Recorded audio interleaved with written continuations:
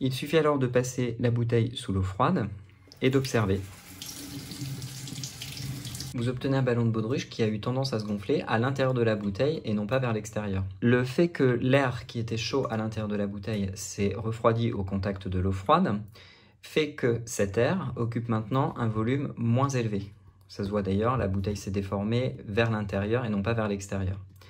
Ceci signifie que l'on met en évidence ici une des propriétés de l'air, qu'il est dilatable ou compressible selon un paramètre qui est la température.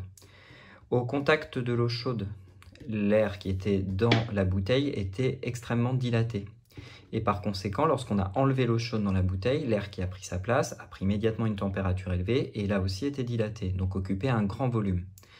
Lorsque l'on va fermer cette bouteille avec le ballon de baudruche et que l'on va refroidir l'air qui est emprisonné dans la bouteille, celui-ci va se compresser et en se compressant, cet air va occuper un volume nettement moins grand.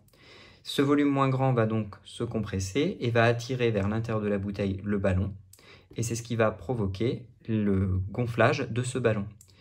Bien entendu, si on chauffe à nouveau cette bouteille, par exemple en versant de l'eau chaude dessus, on devrait observer que le ballon se dégonfle et éventuellement, si cette eau est très très chaude,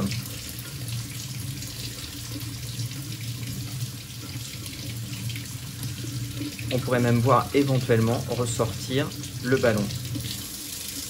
Ici, ce n'est pas le cas et j'ai pas envie de me brûler. Et vous pouvez voir que le ballon est maintenant nettement moins gonflé vers l'intérieur. Une petite remarque concernant cette expérience de physique, vous pouvez réaliser la même manipulation, mais en quelque sorte à l'envers. C'est-à-dire que vous prenez votre bouteille, vous la prenez vide et à température ambiante, vous ajustez votre ballon dessus,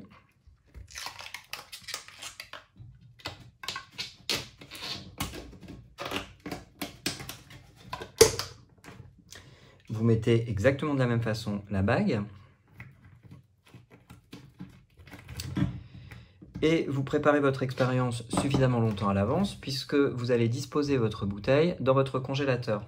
Ensuite, vous sortez votre bouteille d'eau et vous la placez sous l'eau chaude et vous allez pouvoir observer ce qui se passe alors.